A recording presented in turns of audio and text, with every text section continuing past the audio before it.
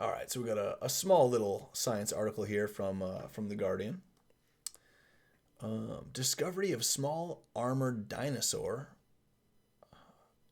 in Argentina is first of its kind. Jacopil Caniacura was about 5 feet long and probably walked upright in then steamy Patagonian landscape about 100 million years ago.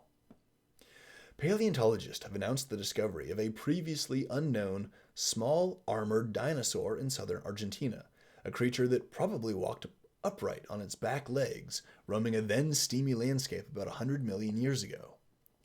The Cretaceous period dinosaur, named Jacopil Caniacura, would have been well protected with rows of bony disc-shaped armor along its neck and back, and down to its tail, they said. It measured about 5 feet long and weighed only 9 to 15 pounds, similar to an average house cat. Wow, so at 5 feet long, but at the weight of an average house cat, we're talking about something that was extremely thin, extremely gracile, and I would imagine that most of that body length is going to be neck and tail. Its fossilized remains were dug up over the past decade near a dam in Patagonia in Rio Negro province's La Utrera Paleontological Zone. The scientists described Jacopil in a study published on Thursday in the journal Scientific Reports. The scientists said Jacopil marked a first-of-its-kind discovery of an armored dinosaur from the Cretaceous in South America.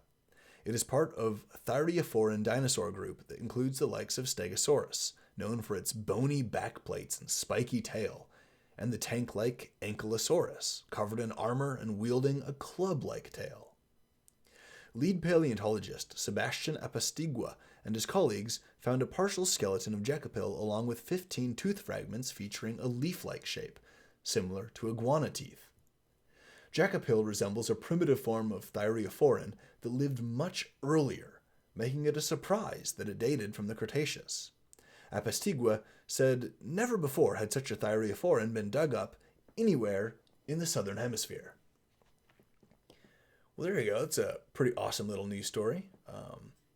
Unique little dinosaur related to Stegosaurus and Ankylosaurus. Now, the study is a PDF, so we're not going to go through the whole thing, but we can check it out. A new Cretaceous thyreophoran from Patagonia supports a South American lineage of armored dinosaurs. Okay, so we'll just read the abstract here. The early evolution of thyreophoran dinosaurs is thought to have occurred primarily in northern continents, since most evidence comes from the lower and middle Jurassic of Europe and North America. The diversification into stegosaurs and ankylosaurs is obscured by a patchy fossil record comprising only a handful of fragmentary fossils, most with uncertain phylogenetic affinities. Here we report the discovery of a new armored dinosaur from the early late Cretaceous of Argentina, recovered phylogenetically using various datasets, either as a basal thyreophoran or a stem ankylosaur, closely related to Scelidosaurus. It bears unusual anatomical features, showing that several traits traditionally associated with the heavy Cretaceous thyreophorans did not occur universally.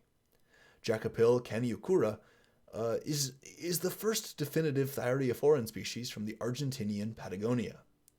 Unlike most thyreophorans, it seems to show a bipedal stance, as opposed to like a tetrapedal, four-legged stance, so it's upright, it's a biped, basically.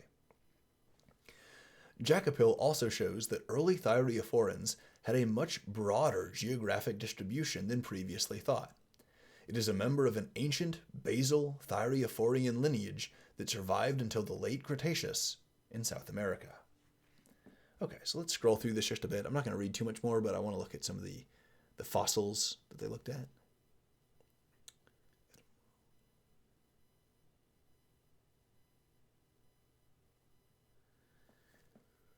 Interesting. Okay, so these are lower jaw bones. You can see this beak-like tip here, labeled PD. What do they call that down here? Oh, the predentary process. Interesting. Okay. Predentary process. So pre meaning it's before the teeth. So you had this predentary process. This would have been like a lower bony lip, sort of, and then the teeth would have been behind it back here. And then here's the core of the jawbone, like this part right there. Here's some of the teeth. Oh, wow, those look really cool.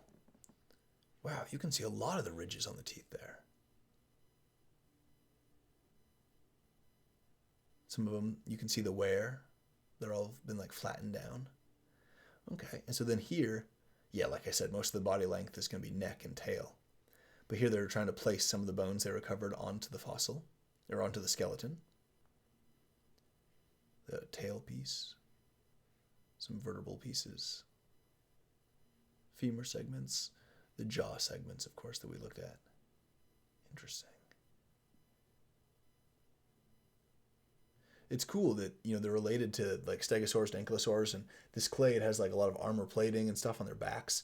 And you can see that he has, this one has like a really primitive version of that, just these big spikes coming out of his neck. You can see that as they diverge over the next, couple dozen, maybe 100 million years, these little spikes and plates in the back will mutate and adapt and be reshaped and reformed by evolutionary processes to form those big heat radiating and display purposes plates that the stegosaurs have, and the giant thick armor plating that the ankylosaurs have. Okay. Oh wow! And so here they place them in the phylogeny. I love phylogenies like this, where you also get the timetable as well. So okay, Triassic, Jurassic, Cretaceous. So this is when the dinosaurs basically lived. Here at the end of the Cretaceous, this was 66 million years ago, and that's when the asteroid struck and killed them all. And back here at the beginning of the Triassic, if I remember correctly, this is about 225 million years ago. This is just how all of the different dinosaurs, like the fossils, the time periods that they've been found in, and how they are all related and organized. And so Jacopil, the one we're interested in here, looks like, yeah, interesting. Looks like it diverged very, very early. So it has a lot of those primitive ancestral features of this group, like Stegosaurus is down here as a more derived group on this little Thyreophora branch. But Jacopil, yeah, an ancient group that seems to have lasted for a very long time. Like, you see it diverged here in the lower Jurassic, and it has survived for the whole time, hundreds of millions of years here, because the fossils that they discovered are from the upper Cretaceous here. Man, this is just wildly cool stuff. I love looking at those phylogenies. All right, well, that's about it. Yeah, a new Cretaceous thyreophoran from Patagonia, from South America. So we got armored dinosaurs in South America. Cool stuff.